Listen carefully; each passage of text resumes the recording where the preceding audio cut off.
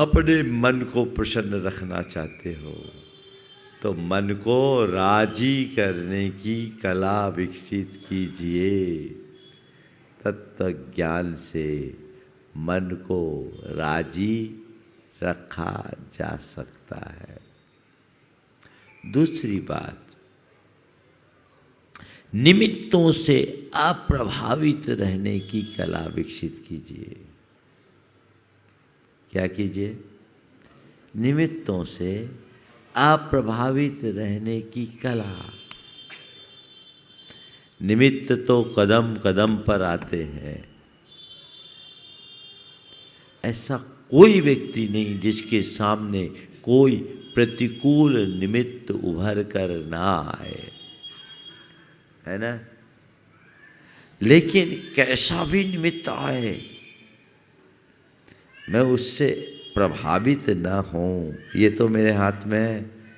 आप लोग बोलते उसने गुस्सा दिला दिया।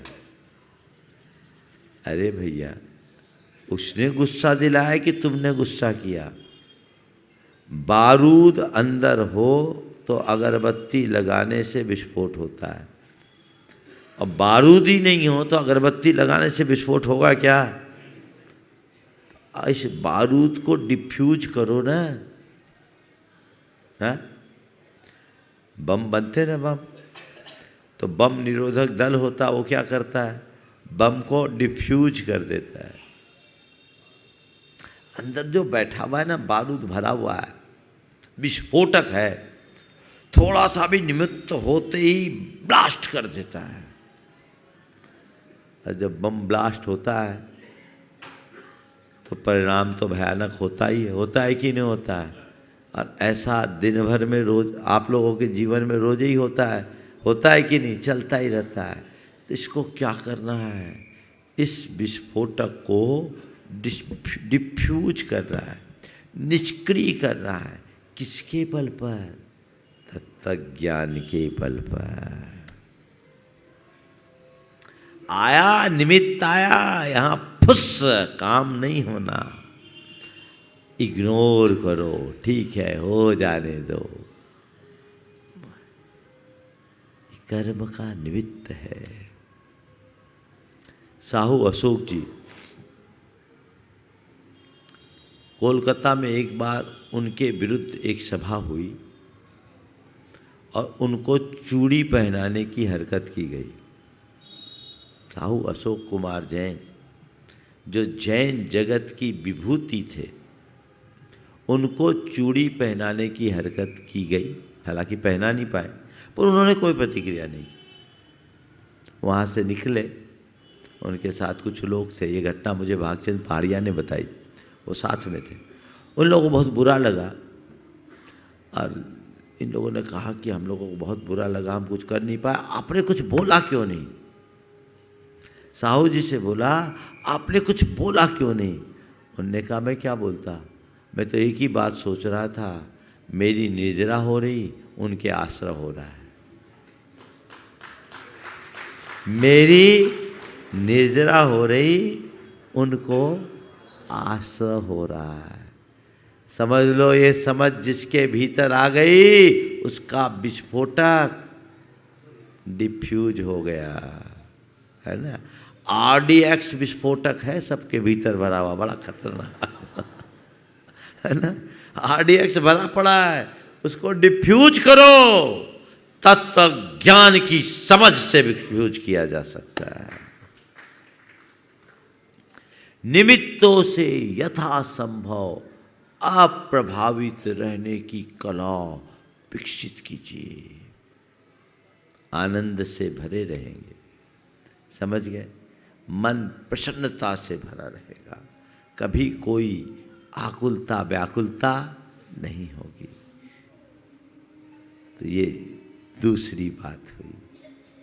तीसरी बात, अपने सुबह की शुरुआत प्रसन्नता से कीजिए।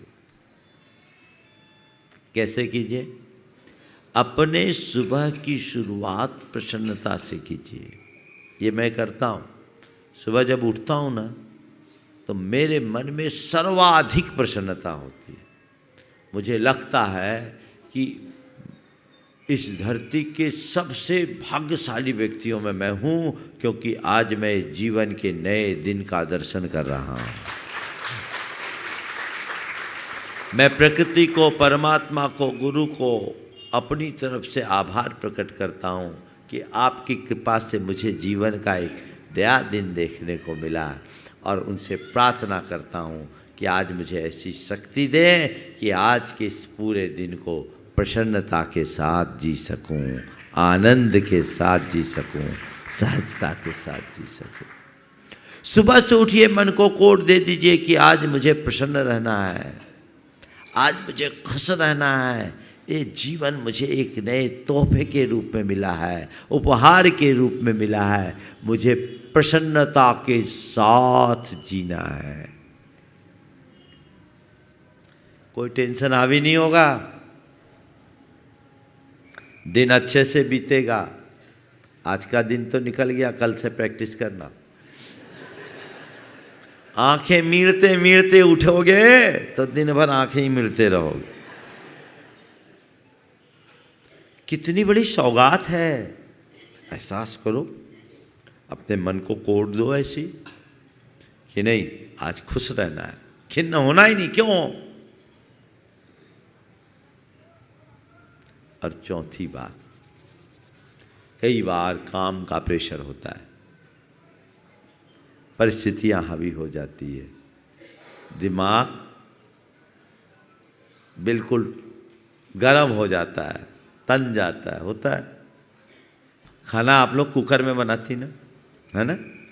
तो जब भी खाना बनाती है कुकर में तो सीटी बजती है। सीटी कब बजती? हाँ, जब उसमें प्रेशर बढ़ जाता है। तो जब कुकर में प्रेशर बढ़ता है तो सीटी बजती है, और सीटी न बजे तो कुकर फट जाएगा, है ना? सीटी न बजे तो कुकर फट जाएगा।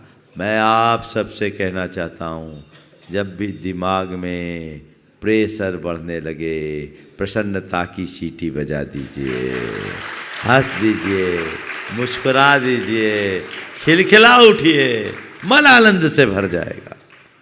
भरेगा कि नहीं भरेगा? तो ये प्रसन्नता के सूत्र है। इसको जो आत्मसात करता है, उसके जीवन में हर पल आनंद और आनंद रहता है। तो सदा बहार प्रसन्न रहने के 4 सूत्र है। राजी रहना सीखिए, निमित्तों से अप्रभावित रहिए, सुबह की शुरुआत प्रसन्नता से कीजिए, और जब टेंशन आने लगे तो मुस्कुराहट की सीटी बजाना सीख लीजिए। स्माइल दीजिए, स्माइल कीजिए, है ना? टेंशन खत्म। और ज़्यादा टेंशन होने लगे तो दर्पण के सामने खड़े होकर खुद को देखकर खुद मुस्कुराना शुरू कर दो। देखो, क्योंकि आजकल लोगों के चेहरे से हंसी गायब हो गई। अब हंसाने की भी टेक्निक अपनानी पड़ती है। अब तो लाफ्टर क्लब खुल गया, है ना? तो ये चीज़ें हमको अब डेवलप करनी होगी। अपने आप को आध्यात्मिक रूप से जब तक हम मजबूत नहीं बनाते, जीवन प्रशस्त नहीं हो सकता। तो अपने जीवन को ऐसे ही सदाबहार प्रसन्न बनाकर रखने की कला विकसित करनी चाहिए। बोलिए परम पूज्य आचार्य गुरुवर श्री विद्यासागर। दोस्तों, अगर आपको मेरी वीडियो अच्छी लगती है तो प्लीज़ मेरे चैनल को लाइक करें, शेयर करें, सब्सक्राइब करें। इसी तरह से अपना प्यार देते रहें। Thank you.